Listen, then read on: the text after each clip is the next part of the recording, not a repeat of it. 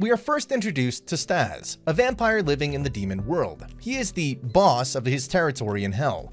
He's an otaku obsessed with human culture, but most specifically Japanese culture. Soon after, his head enforcer Deku calls Stas to tell him that a young woman, Fuyumi, has wandered into the demon world, into Stas's territory. Instead of killing her, as Deku suggests, Stas eagerly has Fuyumi brought to his room. He instantly feels what he calls attraction to her. Not only the romantic liking of her, but his vampiristic instinct to suck her blood. While this is happening, a man is gathering a crowd advertising his business to sell large plant-like creatures. Although Deku quickly picks out the man and tells him that he needs to have permission to do business in Stas's territory, however, the plant seller's true intentions are to battle Stas for the control of his territory. Stas is alerted of this by Deku, and after much urging from Fuyumi, he goes down and easily defeats the plant seller. However, while this had happened, one of the murderous plants came up to Stas's room, where Fuyumi was, and ate and killed her. When Deku and Stas return to find her in this state, Stas no longer feels attraction to Fuyumi. He then vows to bring her back to life, even though he doesn't yet know how to go about this. Fuyumi then remembers how she arrived in the demon world, through a portal between the human world and the demon world called the Black Curtain. The appearance of this black curtain is very strange, because it is supposed to have closed once its owner has successfully traveled through it. Stas then decides he wishes to go to the human world along with Fuyumi. They then travel to see Mame and Sati in the Cafe Third Eye. When there, Stas asks the owners of the shop, Mame and Sati, what they would do about the human world. After Mame and Sati use their combined third eye to analyze the situation they are in, they tell Stas that though Fuyumi's existence is unstable, she should be fine. While there, Deku comes and introduces Mimic Yoshida to Stas, who wishes to join Stas's gang. Yoshida, as the name implies, is a mimic, who can transform his appearance into whoever he wants. When Stas and the others get into a predicament about how Stas will remain the territory boss if he travels with Fuyumi, they realize Yoshida is able to take Stas's place. With this, it seems that the preparations for traveling into the human world are complete. Fuyumi and Stas go to check out what Fuyumi says she traveled through, the Black Curtain. Though Stas is shocked by this, he quickly decides that he will go with Fuyumi to the human world. After passing through the curtain, they are transported into Fuyumi's room, in the human world. Soon after, Stas decides he wants to leave, and on the way out of her house, the two run into Fuyumi's father, Yanagi. Yanagi quickly questions where Fuyumi has been since she had gone missing, and why she returned with a boy of all things. To avoid further confusion, Stas sprays Yanagi with his saliva, which has his vampiric magic inside. By doing this, he's able to control the person without actually biting them. Because of this, Yanagi quickly dismisses Stas's appearance and welcomes them both home. Afterwards, Fuyumi and Stas arrive at Fuyumi's high school.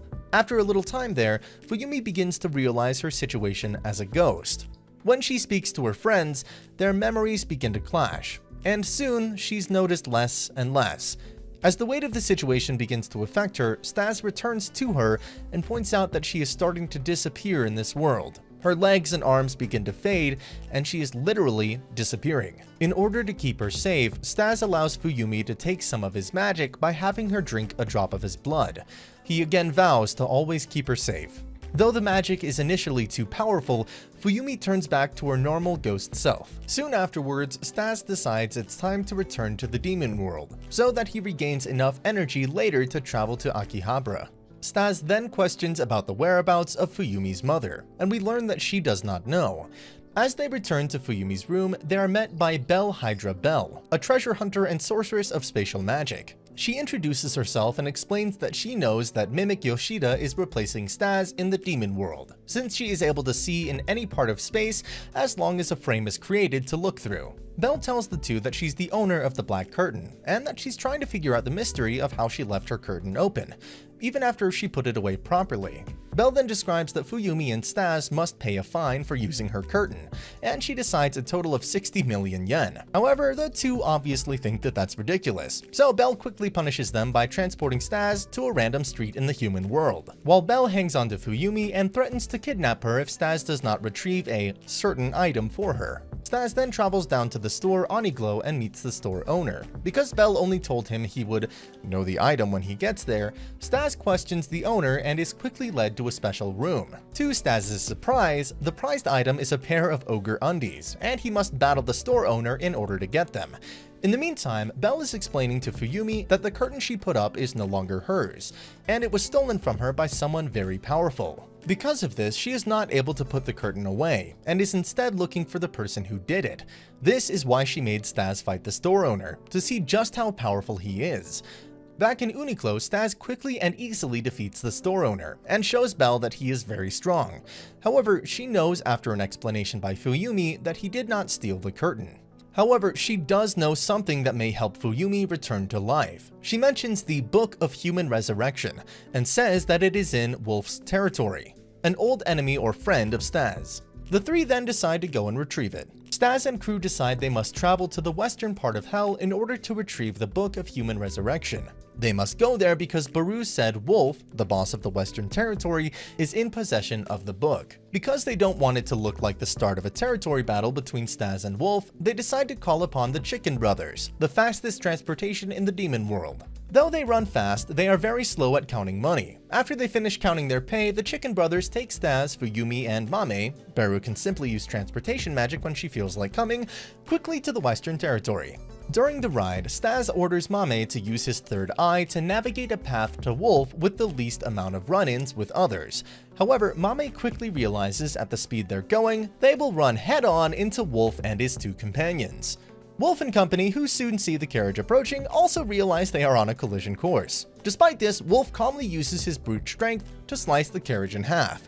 After quick introductions from the two longtime friends, Stas learns that Wolf does not have the book. Instead, he asks Wolf to aid his search using his influence over the territory. But to do this, Stas will have to win a competition between him and Wolf. After hearing this, Fuyumi is worried about the outcome, seeming as if she was the decided prize if Stas loses. However, Stas coolly explains that the competition will be a bowling match, and with his magic that can affect things at distances, he will be able to control the ball to his liking. They then go to begin the match with Wolf, and realize that Stas misheard, and the competition is actually boxing.